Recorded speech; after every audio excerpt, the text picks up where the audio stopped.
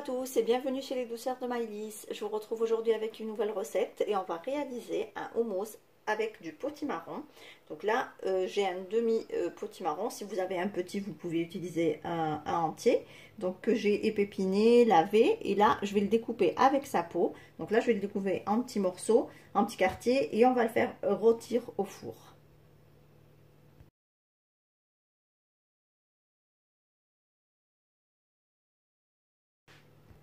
Alors ici, dans un plat gratin, là, je vais ajouter donc 4 gousses d'ail. Et je vais venir donc ajouter mes morceaux de potimarron.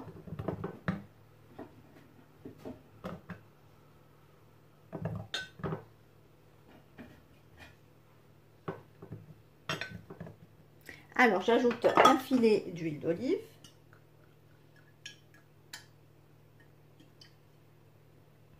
J'ajoute ici un tout petit peu de sel ou de poivre. Moi ici par exemple j'utilise du sel, donc c'est un mélange de sel avec de l'ail et des herbes.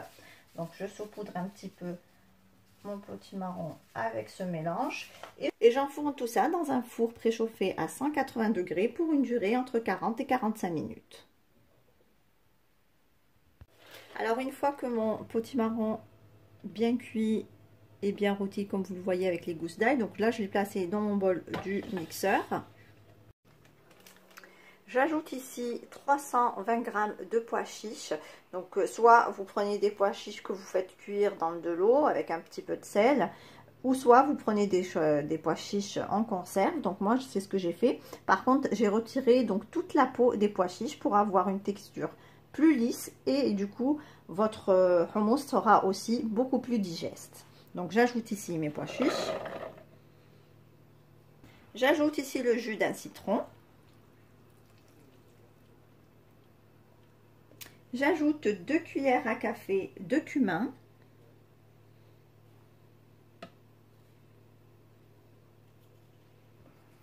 Un petit peu de sel.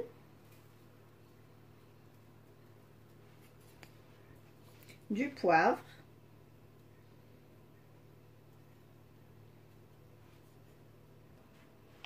Une cuillère à soupe de tahina.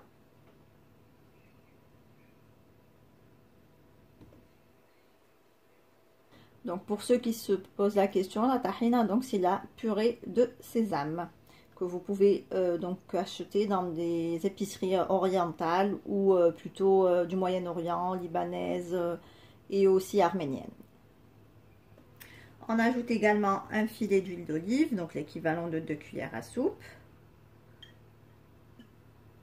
Et là, on va ajouter donc l'eau des pois chiches. Donc, si vous achetez des pois chiches en conserve, donc vous récupérez l'eau qu'il y avait dans le bocal. Ou sinon, si vous les faites cuire vous-même, donc vous conservez cette eau de cuisson que vous allez utiliser pour mixer. Donc, on en met un petit peu en mix et puis on verra du coup si on a la bonne texture. Si la pâte est trop épaisse, on rajoutera un petit peu d'eau. Voilà, et on mixe le tout.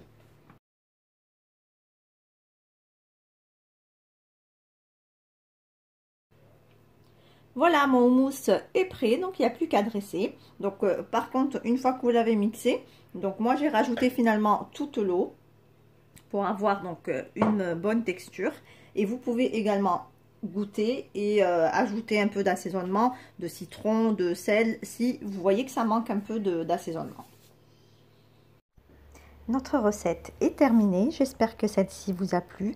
En tout cas, si vous avez aimé, laissez-moi un like et un commentaire et n'hésitez pas à partager la recette autour de vous. Si vous êtes de passage sur ma chaîne, soyez les bienvenus. Vous pouvez vous abonner en cliquant sur le macaron qui apparaît sur votre écran et vous pouvez également activer la cloche des notifications pour ne pas rater les prochaines recettes.